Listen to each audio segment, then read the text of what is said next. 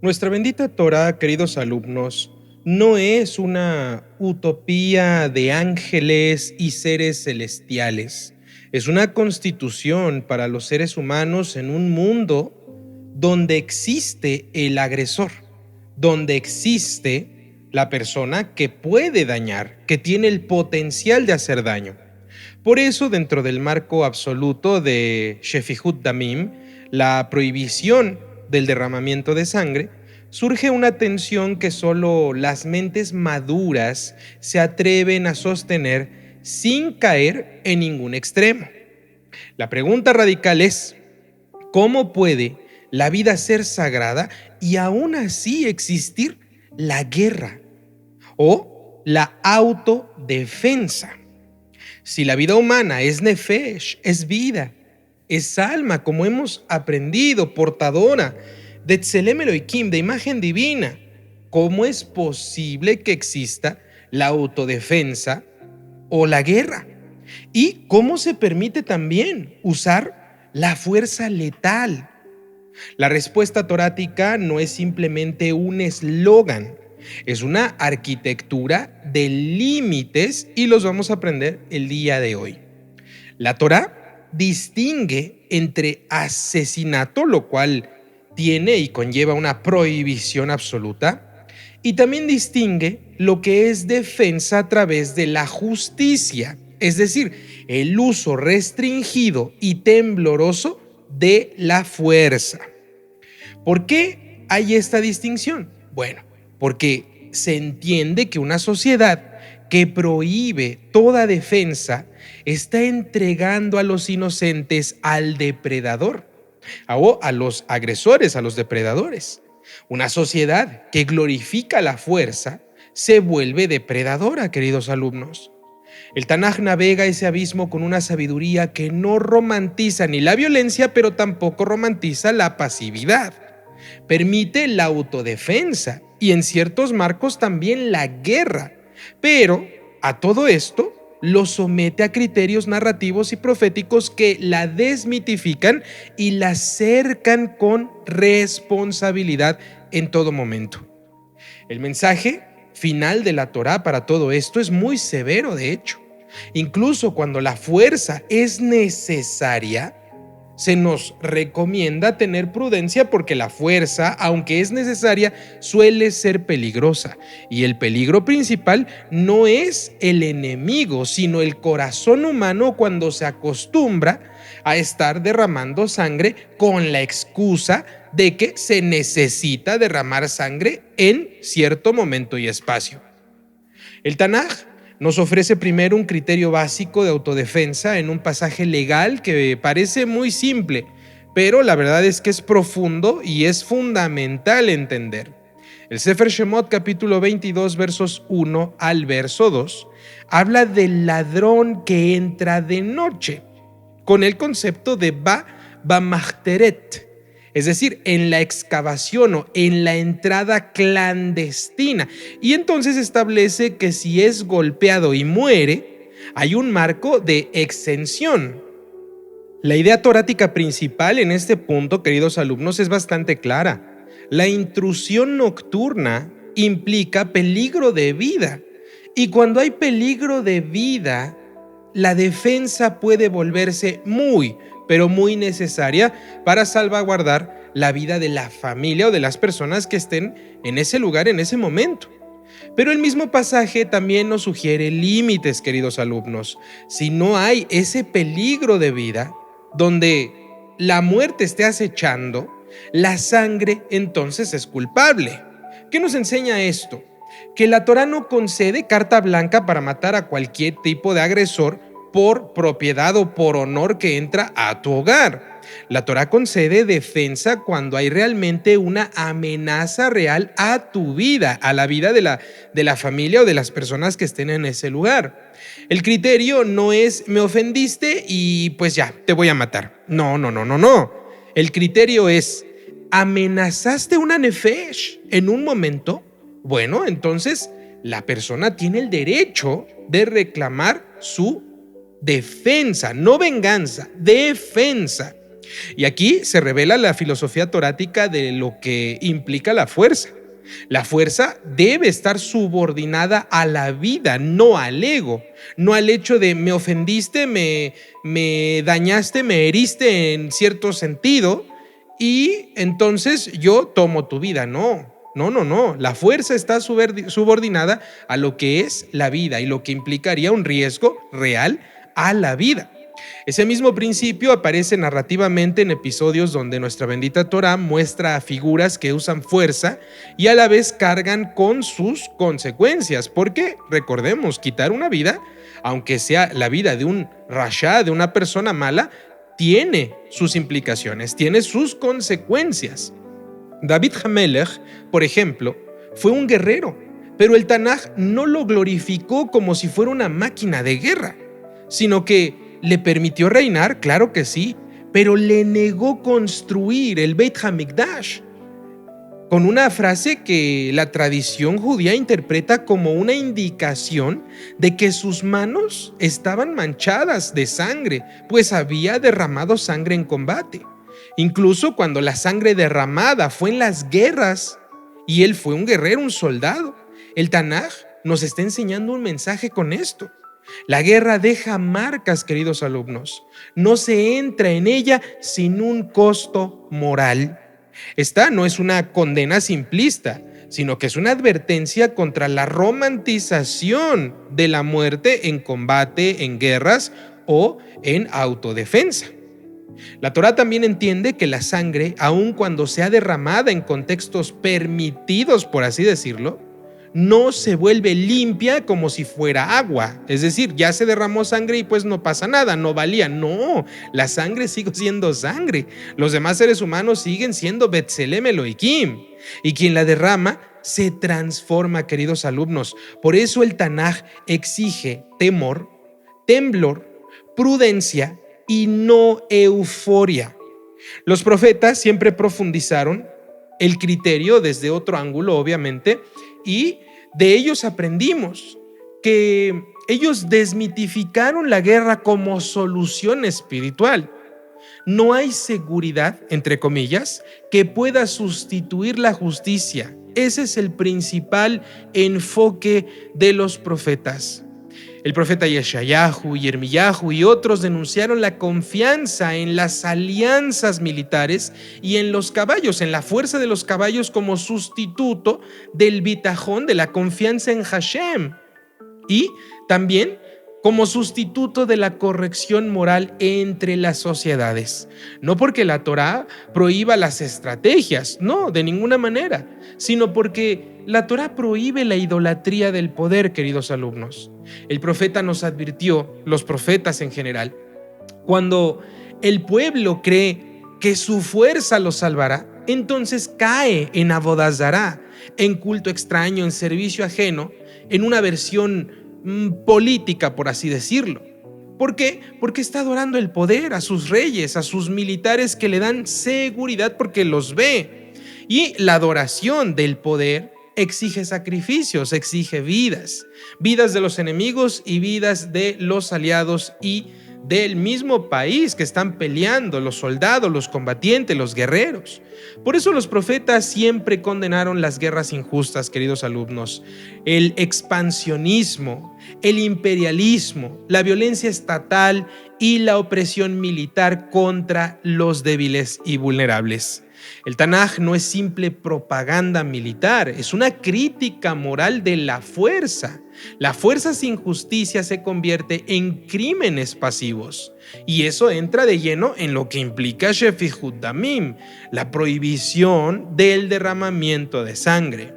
Nuestra bendita Torá también reconoce el principio de Rodef, el perseguidor. Y este es un concepto muy interesante. Desarrollado por la tradición rabínica, implicaría que si alguien persigue para matar, se le puede detener incluso con fuerza letal si no hay ninguna alternativa. Es decir, si el Rodef está empeñado en asesinar y no cambia de posición. Este principio, obviamente, no es una licencia para la violencia, para matar a la persona que venga ofuscada. No, es una obligación de proteger siempre a las víctimas. El Rodef no es mi enemigo, es quien está en un acto de destruir una nefesh, es decir, está en camino, en proceso de destruir la vida de otra persona. El punto aquí es bastante crucial. La Torá no santifica la eliminación del agresor, no, santifica la protección del inocente, y esto hay que dejarlo bien en claro. Si puedes detener sin matar, debes hacerlo. La vida del agresor no deja de ser vida, no deja de ser Betselem Elohim, no deja de ser sangre, aunque esté en pecado. Pero su acción actual pone en peligro otra vida. Por lo tanto, la Torá no permite la pasividad. Tienes que entrar al conflicto con prudencia. Esta tensión es bastante curiosa, es muy interesante, es complicada, porque implica proteger al inocente sin convertirnos en asesinos por gusto. Es exactamente el tipo de tensión que construye lo que es humanidad. Es un pilar de la civilización.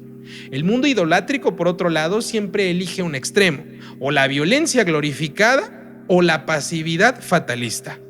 La Torá, por otro lado, elige el centro, elige no estar en los extremos, elige un punto bastante difícil hoy en día, una fuerza limitada por responsabilidad. El Tanaj también nos muestra peligros, no nos deja nada más así. La guerra y la autodefensa pueden corromper también. Y ustedes se preguntarán, ¿cómo? ¿Cómo es posible? Sí, queridos alumnos, a través de la escalada de violencia y el heter, el permiso que se vuelve hábito. ¿Por qué? Porque la violencia y el derramamiento de sangre siempre trae más violencia y más derramamiento de sangre. Se convierte en un hábito. El corazón humano se acostumbra porque aprende muy rápido. Lo que ayer era necesario, entre comillas, hoy ya se vuelve normal. Y entonces mañana se vuelve deseable. Y pasado mañana ya se convirtió en un hábito, en un ciclo constante. Esa es la pendiente resbaladiza de la violencia, el asesinato, la guerra y la autodefensa cuando no se somete a la justicia divina.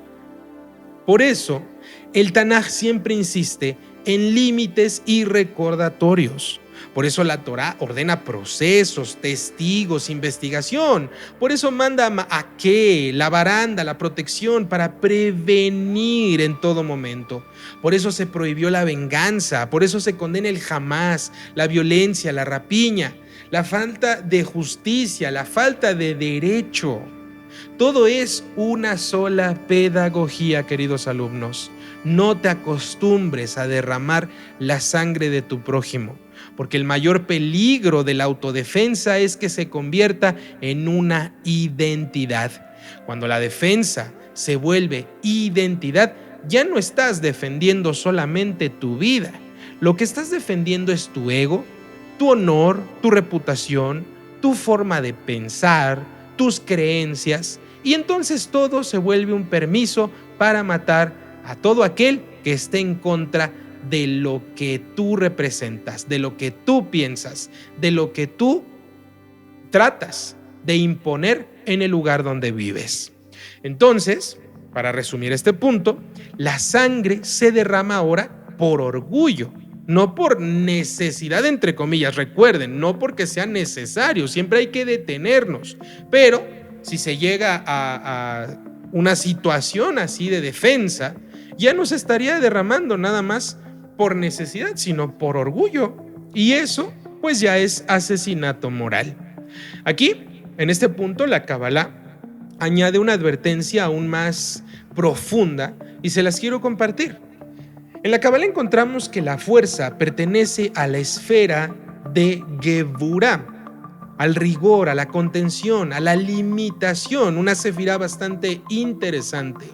Geburah es necesaria para poner límites, es necesaria para aplicar justicia, y también es necesaria esta energía, esta fuerza, esta emanación para poder decantar lo que es protección. Pero Si Geburá se separa de Rahamim, que es otra energía complementaria, no contraria, sino complementaria, que es misericordia, se vuelve crueldad. Si no hay Rahamim en Geburá, es crueldad. Por otro lado, si Geburá se separa también de Da'at, del conocimiento integrador, se vuelve simplemente impulsividad. Es como un caballo desbocado. El Zohar nos enseña que el desequilibrio de las fuerzas energéticas produce daños espirituales graves. La violencia alimenta la separación y la fragmentación, fortaleciendo el Sitra Achra, las dimensiones de separación y oscuridad que llegan al ser humano de vez en cuando y casi siempre también por los actos humanos. El Arizal nos habló del Pegam, del defecto y del daño en el canal de juicio cuando se usa sin purificación. Traducido esto, queridos alumnos, aun cuando el acto sea muy necesario, como les decía, aún a pesar de que el acto sea necesario, el corazón debe ser purificado para no convertirnos en monstruos sedientos de sangre por cualquier cosa. La guerra no solo se libra afuera, sino que se libra adentro de nosotros. Ahí es donde comienza todo, queridos alumnos. Les recuerdo, la guerra no solo se libra afuera, sino que se libra adentro de nosotros. Si ganamos esa guerra afuera, pero la perdemos por dentro, hemos perdido. Estamos completamente perdidos, porque nos hemos convertido en aquello que decíamos combatir. La Hasidut nos diría que el criterio de autodefensa no puede ser basado únicamente en mi emoción o mi sentimiento. Debe ser fundamentado en mi responsabilidad. Por lo tanto, el enojo es un mal consejero cuando hay sangre. La persona que actúa desde la ira se vuelve capaz de crueldad con facilidad. Por eso nuestra bendita Torá prefiere el marco de dinim, de justicia, tribunales, derecho y también una mente sobria. Mo'ach shalit al-halev, la mente que gobierna sobre el corazón. Aquí, esto no es solo un lema espiritual que les compartí ya desde hace varias clases, queridos alumnos. Es un principio que ustedes deben de tener en su mente. Es un principio de supervivencia moral. Mo'ach shalit al-halev, mente que gobierna sobre el corazón. Si la mente no gobierna tu corazón, la guerra se va a volver venganza, la autodefensa se va a volver abuso y las armas se van a volver nuestros ídolos. El arma que se convierte en un ídolo exige sacrificios constantes y vaya que los tiene, y hemos visto cómo muchas vidas se han perdido a lo largo de los siglos. En el marco Noahida, las derivaciones prácticas de este tema son bastante nítidas y se las he resumido y se las voy a compartir. En primer lugar, la autodefensa es permitida, grábenselo bien, cuando hay amenaza real a la vida, pero debe ser proporcional y orientada a detener al agresor, no a castigarlo, sino a detenerlo. En segundo lugar, la fuerza jamás debe ser usada para el honor de la persona que le faltan el respeto, por así decirlo. Tampoco debe ser usada la fuerza como humillación del otro o dominio de la otra persona o como castigo personal. ¿Por qué? Porque eso es venganza disfrazada. En tercer lugar, donde sea posible siempre y cuando la defensa debe estar bajo marcos de justicia, dependiendo las constituciones de los diferentes países donde se desarrolla su vida, queridos alumnos. Es decir, mediante policías, tribunales. Obviamente, tribunales honestos y policías honestos, ¿no? No como en diferentes países que también la policía está completamente podrida en la corrupción y no se puede recurrir a ellos porque hay riesgos, hay miedo por parte de la población porque hasta los policías hacen cosas malas, hacen cosas terribles. Entonces, debemos estar fundamentados en tribunales honestos, procesos, evidencia, control de abuso de autoridad, etcétera, etcétera, etcétera. En cuarto lugar, la comunidad, la sociedad debe educar a los pequeños, a las nuevas generaciones y a la sociedad en general contra la glorificación de la violencia. Esto es bien importante, no romantizar las armas, no romantizar a los delincuentes, no romantizar esos estilos de vida que lo único que hacen es generar cada día más problemas. No convertir tampoco la agresión en una identidad y no aplaudir la crueldad por el tribalismo. En quinto lugar, la prevención también es parte de Shefihut Damim. Crear sistemas de seguridad, mediación de conflictos, protección de víctimas, remoción de riesgos, etcétera, etcétera, etcétera. Nuestra bendita Torá, queridos alumnos, valora la vida tanto que prefiere evitar el enfrentamiento antes que ganarlo. Y eso es una realidad. Para finalizar, queridos alumnos, quiero que reflexionen en lo siguiente que les voy a compartir. Quiero que imaginen que la fuerza es como un fuego. En invierno el fuego calienta y salva en manos prudentes, pero en manos imprudentes quema las casas.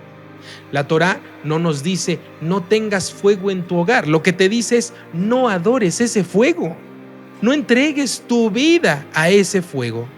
Lo que te dice es úsalo solamente cuando la vida lo exija. Y úsalo siempre con límites, con inteligencia y con temor reverente, sabiendo que cada chispa puede convertirse en un incendio que quizás no puedas detener.